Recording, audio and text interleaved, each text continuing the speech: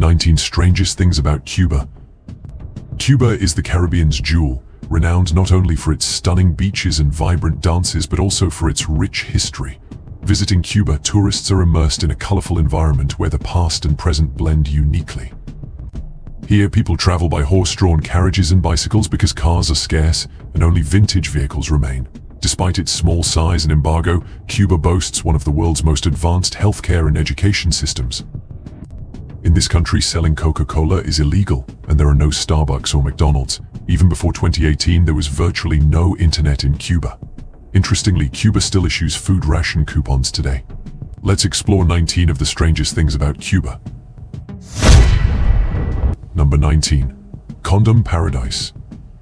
In 2014, global health organizations were deeply concerned when Cuba's demand for condoms vastly exceeded its supply. Most reports at the time warned of the risk of an HIV epidemic in Cuba due to inadequate protection.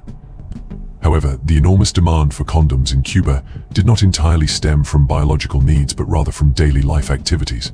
Due to the scarcity of goods caused by the embargo, Cubans have had to get creative with various products in their everyday lives. With an average monthly income of only around $25, people in Cuba often seek unique ways to earn extra money. One such method involves making fruit wine with condoms used as caps. In an interview with AP, Mr. Orestes Estevez's family uses hundreds of condoms to seal the fruit wine jars they produce. As the wine ferments and produces gas, the condoms expand. By observing whether these caps are deflated or inflated, Mr. Orestes can determine if the wine has sold. Meanwhile, the government sells packs of 3 condoms for just $0.01, leading Cubans to find inventive uses for them that even the manufacturers might not have anticipated. In Cuba, if you find yourself without a hair tie or a product wrapper, a condom can substitute effectively. Additionally, people can use condoms to fish.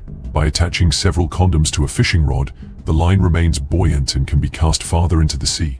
When a fish bites and pulls the condom, all that's left to do is reel in the catch.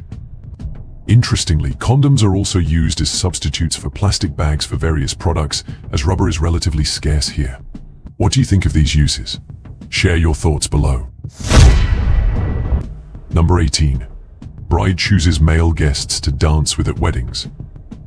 In other countries, wedding guests typically give money as a wedding gift. Cuba's wedding culture is somewhat similar, but with a unique twist. Guests dance with the bride or groom, and money is pinned to the bride's dress, which the newlyweds use for their honeymoon.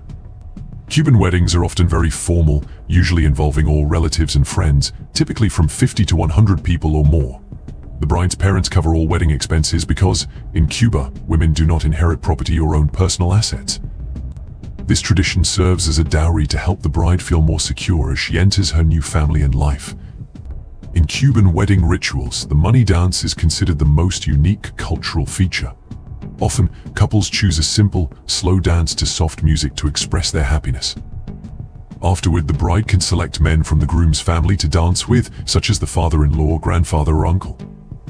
Meanwhile, the groom invites his mother-in-law to dance. Everyone in the family is invited to dance, creating a wonderful moment for children to share their joy with their parents. After dancing with family, the bride and groom dance with the guests, with the bride dancing with male guests and the groom with female guests, mostly friends. Guests who dance with the bride and groom often pin some money to the bride's dress as a wedding gift, wishing her happiness and good fortune as she starts her new life with her husband. What do you think of this tradition? Share your comments below. Number 17. No internet before 2018. According to the Cuban government in 2011, only 25% of the population had internet access. Most people did not have home internet and had to use public access points. Before 2018, there was virtually no internet in Cuba. By January 2018, nearly 500 public locations offered high-speed Wi-Fi access. However, home and mobile internet remained a luxury, as 1 hour of internet access cost $2, while the average monthly wage was between $17 and $30, and internet-capable phones were sold in state-run stores for $200. As a result, Cubans often used USB drives to share data with each other. Although mobile data is still very limited, Itexa reports that 150,000 residents out of the country's 11 million people access the internet daily. The scarcity of internet in Cuba is due not only to local government policies but also to the long-standing U.S. embargo which prevents American companies from operating in Cuba. Apple and Google's app stores also do not allow Cuban users to download apps. Apps like Skype and WhatsApp are blocked. Cubans can only access Facebook through its web version. What do you think about this situation in Cuba? Share your thoughts below. Number 16. Selling Coca-Cola was once illegal. Is there anyone here who likes Coca-Cola? Let me know in the comments. It seems Cuba wasn't very fond of this beverage. Along with North Korea, Cuba was the second country in the world to ban the sale of Coca-Cola. This ban lasted for nearly 60 years and was only lifted in 2015. The popular soft drink here is called Cola, available in both tin cans and plastic bottles. Occasionally you might find Coca-Cola imported from Mexico, sold at twice the price. Finding a bottle of water is as difficult as finding Coca-Cola, while rum is widely available in city shops. Number 15. Cuban cigars are extremely expensive. Cigars are a luxury item representing sophistication and power. Cuba is known for producing some of the highest quality cigars in the world. A cigar is a type of tobacco that is dried and rolled tightly into a bundle. Cuban cigars, particularly Habanos, are considered the finest and are exported to over 150 countries, becoming a symbol of Cuba. For over 200 years, the cigar-making culture in Cuba has remained unchanged. Each leaf is checked for type, appearance, and quality before being handed over to a skilled cigar roller who is highly respected in Cuban society. Cuban cigars date back to the 1960s, involving a bodyguard of Fidel Castro named Bienvenido Chicho Perez. After trying these cigars, he inquired about the cigar maker named Eduardo Ribera, from the ingredients to the methods used. Fidel Castro then gathered a team of cigar rollers with Eduardo Ribera and set up a small factory in an old mansion on the outskirts of Havana to produce this special cigar. Cuban cigars are renowned as the finest tobacco product in the world. A box of quality Habanos can cost thousands of dollars. The high price is due to the fact that each hand-rolled Cuban cigar undergoes around 500 manual processes from seed to the finished cigar. Annually, Habanos SI, the exclusive distributor of Cuban cigars in over 150 countries, organizes the Cigar Festival in Havana for 5 days, showcasing premium products. This event gathers the most famous Cuban cigar brands, such as Cohiba, Partagas, Hupman, Romeo y Julieta, and Montecristo. The festival attracts cigar enthusiasts from over 70 countries. At this major event, visitors not only enjoy or purchase cigars but also have the chance to visit the most famous tobacco farms in Pinar del Rio, western Cuba. Tourists can see cigar makers at work and even roll their own cigars if they wish. Have you tried Cuban cigars, or would you like to? Share your thoughts in the comments below. Number 14. Prohibition on using Fidel Castro's name for honors. In 2016, the Cuban National Assembly passed a law banning the use of Fidel Castro's name for public buildings, monuments, or any form of honor or recognition, in accordance with the leader's wishes before his death. According to the law, the name Fidel Castro cannot be used for organizations, squares, parks, avenues, streets, or any other public places, nor for any type of medal, accolade, or high honor. Additionally, the law prohibits using Fidel Castro's image for memorials, statues, plaques, or any similar forms of commemoration in public spaces. What do you think about this law? Share your thoughts in the comments below. Number 13. Havana Club rum is the world's best-selling rum. Cuba is renowned for its sugarcane cultivation, and Havana Club rum is made from the highest quality molasses, which has made it a popular rum today. Havana Club is one of the world's best-selling rum brands and is considered a gem of Cuba, showcasing and sharing Cuban culture with the world. The Havana Club brand was established in 1934, but Cubans began filtering rum through charcoal to make it smoother as early as the 19th century. In 1920, during Prohibition in the US, entrepreneurs, artists, and politicians flocked to Cuban distilleries. They enjoyed the rum and praised it highly. In 1934, the Archabala family, with their distillery, founded the Havana Club brand, named after Cuba's capital city. Today, Havana Club International is one of the first joint venture companies established in Cuba. Its rum is ranked 24th among the 100 best-selling spirits worldwide. Each year, Havana Club sells about 30 million liters of rum, distributing to over 140 countries and territories, mainly in Europe, including Germany, France, the UK, and Italy. The vast sugarcane fields in Cuba not only produce famous sugar but also contribute to the legendary rum. Havana Club rum's premium quality is attributed to its all-natural ingredients and meticulous selection. The aging process in oak barrels is lengthy, at least 3 years for Club 3 and over 7 years for Club 7. Have you tried this rum? Share your thoughts below. Number 12. The world's top ballet school is in Cuba. Ballet is the most popular art form in Cuba. You might be surprised as boxing is often associated with the country, but today, while baseball is the most popular sport, ballet is Cuba's main pride. Cubans say Russian ballet impresses with excellence, French ballet is rich in emotion, while Cuban ballet showcases both features. The Cuban National Ballet School is one of the largest ballet institutions in the world, with over 3,000 students. According to National Geographic, the school was founded by the world-renowned ballerina Alicia Alonso in the 1940s.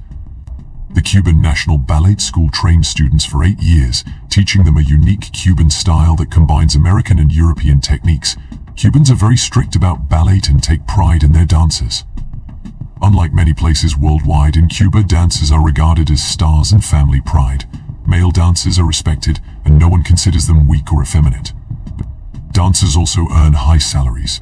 In a country with an average income of $20 per day, a famous dancer can provide a comfortable life for their family. However, the path to success is very challenging. The rigorous training means dancers often use the floor as a place to rest and eat. A typical day for students lasts from 8 a.m. to 10 p.m., including both theory and practice in ballet, as well as subjects like math, history, and French. Therefore, graduates who do not want to pursue a professional ballet career can still choose other fields. Number 11. Food rationing. Local residents receive food rations. The average monthly salary of a Cuban is between $17 and $30, while their monthly pension is $9.50. Every month, people receive rations including eggs, sugar, vegetable oil, rice, meat, chicken, fish, and sausages. Cubans take pride in the fact that healthcare and education are free in their country. Since 1962, Cuba's food rations have been organized and implemented through the Libreta de Abastecimiento coupon system, which each individual keeps to collect their daily food supply. This system establishes the total ration allocation by the government, specifying the amount each person can receive through distribution and standard limits. Although food rations are not free, the subsidized cost of these rations is significantly lower than the market price, costing less than $2 per month, about 12% of the market price. Goods can also be purchased outside the ration system. Cubans aged 13 and over receive each month 5 eggs, 30 bread rolls, about 3.5 kilograms of rice, 2 kilograms of sugar, 250 grams of cooking oil, 250 grams of beans, 250 grams of salt, 125 grams of coffee, 1 box of matches, 700 grams of chicken, ham, and minced meat. Additionally, every 3 months, each person receives about 3 liters of alcohol and 3 liters of oil, with rural areas receiving more oil and alcohol than urban areas. The Cuban president stated that the country spends about $230 million each month to ensure the supply of items like rice, coffee, sugar, grains, and other essential products at subsidized prices through over 12,000 retail outlets. Number 10. Cuba doesn't have many new cars on the streets. Visitors to Cuba are often amazed to see a plethora of retro cars on the streets. These cars are considered an integral part of Cuban culture, not only serving as transportation but also representing a unique cultural element found only in this country. Currently, most of the cars in operation in Cuba were manufactured in the US. Before the 1950s, the remainder includes Soviet-made cars, which account for about 30%, while a very small number are modern vehicles. Since 2009, Cuba has started importing Chinese sedans for use as police cars, taxis, and rental vehicles. Cubans have been allowed to purchase new cars from state dealerships since December 2013. On highways, there are almost only cars, with very few motorcycles. In rural areas, horse-drawn carts and bicycles remain the primary modes of transportation. Additionally, if you travel around Cuba, it's common to see people hitchhiking, with many drivers stopping to pick them up. This is because Cuban traffic laws mandate that drivers of state vehicles marked with blue plates must offer rides to hitchhikers without expecting anything in return. There are about 60,000 classic cars in Cuba, primarily Ford and Chevrolet models, and many Ladas as well, reflecting the influence of the Soviet Union on the country post-revolution. What do you think about these unique cars? Leave your comments below. Number 9. A world-class healthcare system? According to the World Health Organization, Cuba's healthcare system is highly developed, and its medical team has managed to treat many severe diseases that remain challenging for other countries. Notably, in 2015, WHO recognized Cuba as the first country to eliminate mother-to-child AIDS transmission. In fact, Cuba was the first country to successfully develop a vaccine for type B meningitis in the 1980s and has made breakthrough achievements in developing the Sinovac vaccine for lung cancer. Cuba also leads the world in vaccination rates against 13 diseases for children under 2 years old, estimated at 98% prenatal care for 95% of pregnant women and chronic disease management, including annual blood pressure checks for nearly the entire population. During the COVID-19 pandemic, while countries worldwide, including superpowers like the US, China, and Russia, struggled with healthcare shortages, Cuba sent medical teams to over 20 developing countries like Mozambique, South Africa, and Mexico. As well as developed nations like Italy and Canada through medical aid programs, Cuba was also the first country to officially launch a mass vaccination campaign for children aged 2 and up. Additionally, Cuba has achieved significant advances in biotechnology by successfully producing antiviral drugs like interferon alpha 2 billion against COVID-19. There are also 21 products being used to combat viruses, arrhythmia, and antibiotics. Number 8. Domino is a popular recreational game. Domino is not just a recreational game in Cuba, but also an essential part of the culture and lifestyle of its people. The cheerful clinking of domino pieces echoes through the streets, especially on weekends, creating a lively and vibrant atmosphere. From the elderly to children, everyone can participate in this game. One of the characteristic images of Cuba is groups of people gathering around simple wooden tables on the sidewalks, playing dominoes together. There's no need for luxurious casinos or private clubs. Cubans can turn any street corner into a domino playing area. The games are often played in a friendly, joyous atmosphere, sometimes accompanied by hearty laughter. Bets in these games are usually modest, but the enjoyment and excitement of the game are what matter most. At the Cristobal Colon Cemetery, one of Havana's most famous cemeteries, there is a story about a woman named Juana Martin de Martin de Martin. According to legend, Juana lost an important domino game in her life, which deeply impacted her. To honor her life and passion for the game, 2 3-dot dominoes were engraved on her tombstone. Number 7. Strange New Year's customs. New Year's Eve in Cuba is not only a time for family gatherings, but also an occasion to showcase unique and colorful traditions. Cubans have some very special and unusual ways to ring in the new year. One of the most common customs on New Year's Eve in Cuba is to clean the house thoroughly. It is believed that this cleaning will help remove bad luck and negativity from the old year.